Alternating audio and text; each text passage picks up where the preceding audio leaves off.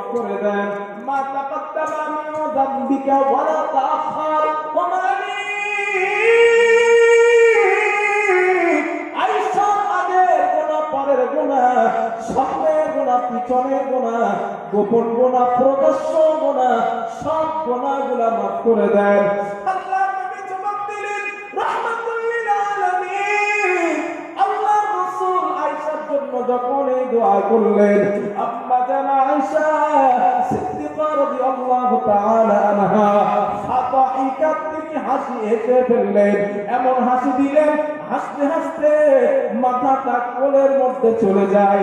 আল্লাহর নবী জিজ্ঞাসা করলেন, ও আয়েশা, আমি রাসূল যখন তোমার জন্য দোয়া করি, তোমার কি বড্ড আনন্দ লাগে, তোমার কি বড্ড খুশি লাগে?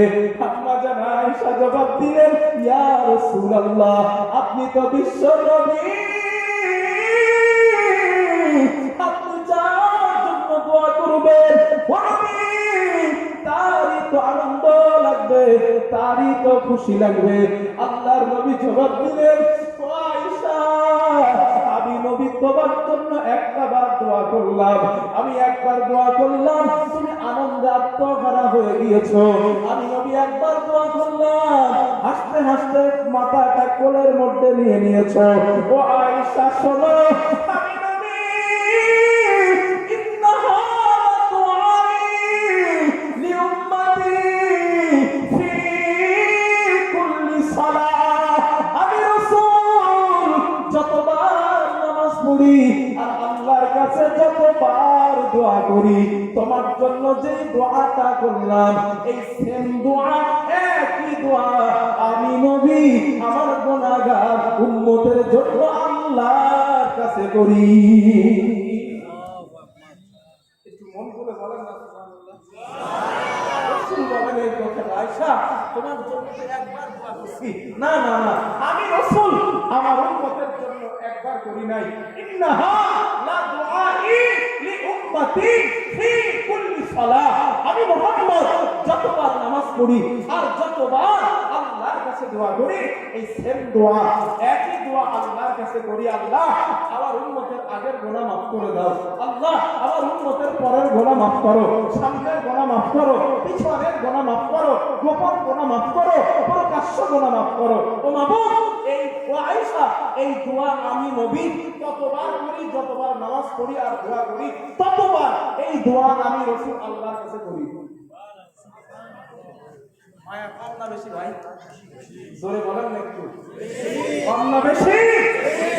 এই রাসূলকে আমাদের ভালোবাসা উচিত না? মুখে না কাজে? জোরে বলেন, মুখে না কাজে? আল্লাহ ওই নবীকে আমাদের ভালোবাসার তৌফিক দান করেন, আমিন। হাদিস কয়টা বলছি? 4টা না? নবীজি আমাদের ভালোবাসেন, হাদিস নাম্বার 5। এই হাদিসটা একটু মন দিয়ে শোনেন। অনেকে হয়তো অনেক রাজনীতি করেন বা রাজনৈতিক দলের সঙ্গে যুক্ত আছেন। ভাই, আপনার নেতা আর মুহাম্মদ সাল্লাল্লাহু আলাইহি ওয়াসাল্লাম উনি নেতা, এই দুই নেতার মধ্যে পার্থক্যটা দেখেন। হাদিসটা শোনেন। আল্লাহ নবী বলেন, قال رسول الله صلى الله عليه وسلم, রাসূলুল্লাহ সাল্লাল্লাহু আলাইহি ওয়াসাল্লামের বর্ণনা। আল্লাহর নবী বলেন, আমার নবী বলেন, মামিন মুসলিমিন, নবীজি বলেন, একজন মুসলমান আর একজন মুসলমানের যতটা আপন, আমি নবীজি ওর থেকে তোমাদের আরো বেশি আপন। কথাটা বুঝেছেন? রাসূল বলেন, একজন মুসলমান আর একজন মুসলমানের যতটা আপন, একজন বাবা আর একজন সন্তানের যতটা আপন, একজন মা আর একজন মেয়ের যতটা আপন, আমি নবীজি এর থেকে আরো তোমাদের বেশি আপন। আল্লাহ নবী এরপরে বলেন, ও আমার সাহাবাদের দল, আমি রাসূল কথাটা অমনি বলি নাই। আল্লাহর নবী বলেন, শোনো, মান তারাকা মালা, তোমাদের মধ্যে কেউ যদি সম্পদ রেখে মারা যায়, সম্পদ রেখে মারা গিয়েছে, ফালইয়ারিসু আসাবাতুহু মান কানু ফিদ দুনিয়া, ওর সন্তান সন্ততি যারা দুনিয়াতে থাকবে ওই সম্পদের ভাগ তারা নিবে। মাসলা তো চাই না, আমি বাকিবিল্লাহ মারা গেলাম, আমার রেখে যাওয়া সম্পদ নিবে কারা? আমার সন্তান আদি যারা দুনিয়াতে থাকবেন। হুজুর মারা গেছেন, হুজুরের সম্পদ যা আছে নিবে কারা? মেয়ে ছেলে যারা আছে দুনিয়াতে। রাসূল এটাই বললেন, মান তারাকা মালা, তোমাদের মধ্যে কেউ যদি সম্পদ রেখে মারা যায়, ফালইয়ারিসু আসাবাতুহু মান কানু ফিদ দুনিয়া, রেখে যাওয়া সম্পদ ভাগ নিবে তার সন্তান। এবার নবী কি বলে দেখেন, মাসলার বেলায় নবী ঠিক রাখছেন, এবার কি বলছেন দেখেন। আল্লাহ নবী বলে, ওয়ামান তাওয়াকা দাইনার, তোমাদের মধ্যে কেউ যদি ঋণ করে মারা যায়, ঋণ রেখে মারা যায়, আল্লাহ রাসূল বলেন ঋণ পরিশোধ করার মতো কেউ নাই। দুইটা ছোট্ট ছোট্ট বাচ্চা, স্বামী মারা গিয়েছে, 2 লক্ষ 3 লক্ষ টাকা ঋণ, লোকের লোক তার কাছে পাবে, স্ত্রী ঋণ পরিশোধ করবে, এই ক্ষমতা স্ত্রীর মধ্যে নাই। আল্লাহর নবী বলেন ঋণ পরিশোধ করার মতো কেউ নাই, আমি নবী মুহাম্মদ আমার কাছে পাঠিয়ে দাও, আমি রাসূল যেভাবে হোক ওই ইমানদার তোমার ভাইয়ের ঋণ পরিশোধের ব্যবস্থা আমি মুহাম্মদ করে দিব। আল্লাহ রাসূল বলেন, ও আমার সাহাবাদের দল, শুধু ঋণ পরিশোধ না, অথবা এমন পরিবার রেখে মারা গিয়েছে যে পরিবারকে খাওয়ানোর মতো কেউ নাই, পরিবারকে দেখভাল করার মতো কেউ নাই, সন্তানগুলা ছোট ছোট, স্ত্রী একজন, 2টা স্ত্রী 2টা সন্তানকে লালন পালন করতে পারবে না, এবং পরিবার রেখে মারা গিয়েছে। আল্লাহর নবী বলেন এমন অসহায় পরিবারকে আমি রাসূল আমি মুহাম্মদ আমার কাছে পাঠিয়ে দাও, আমার মাওলা আজ থেকে আমি মুহাম্মদ ওই অভাবগ্রস্ত পরিবারের অভিভাবক আমি নবী মুহাম্মদ নিজে হয়ে গেলাম। নারে তাকবীর, আমি নবী মুহাম্মদ আমার কাছে পাঠিয়ে দাও, আমার মাওলা আজ থেকে আমি নবী মুহাম্মদ ওই অভাবগ্রস্ত পরিবারের অভিভাবক আমি নিজেই হয়ে গেলাম।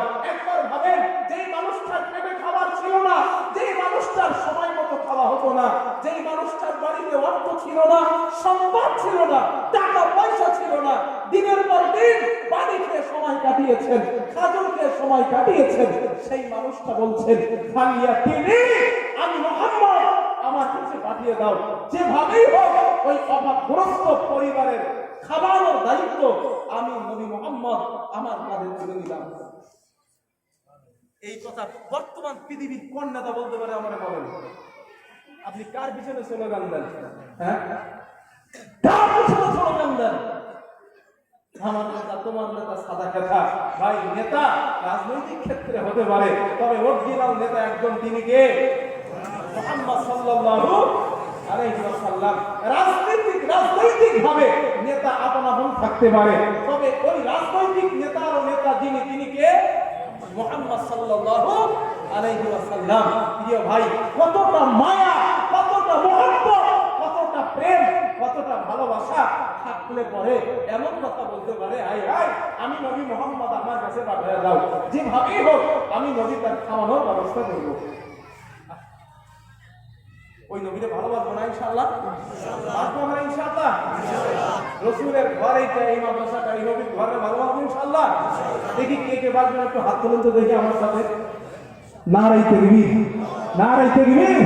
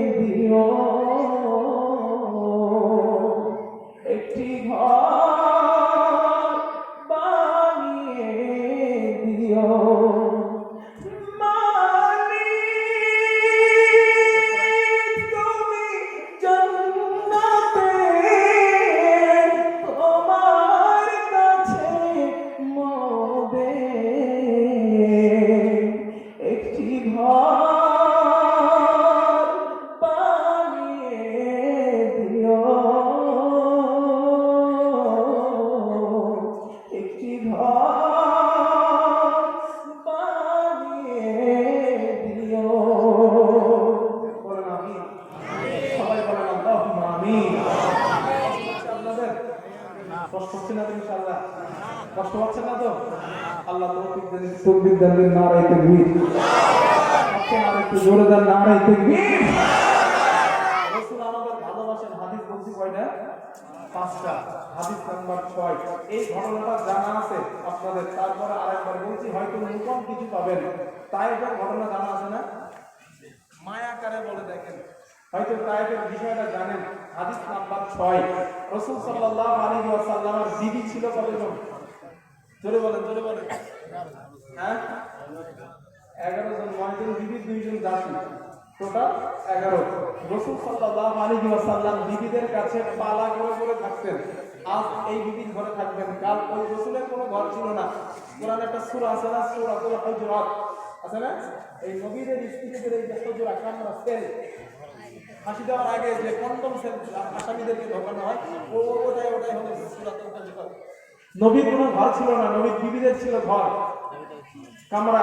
ওই হুজরা, এখান থেকে সূরা হুজরাতটা হলো সোসাইটি, পরিবার গঠনের সূরা। এটা দুরন্ত সূরা হুজরাত। পরিবার কিভাবে চালাতে হয়, কিভাবে সিস্টেম, কি পদ্ধতিতে চালাতে হয়, সূরা হুজরাতের মধ্যে আল্লাহ তাআলা বুঝিয়েছেন।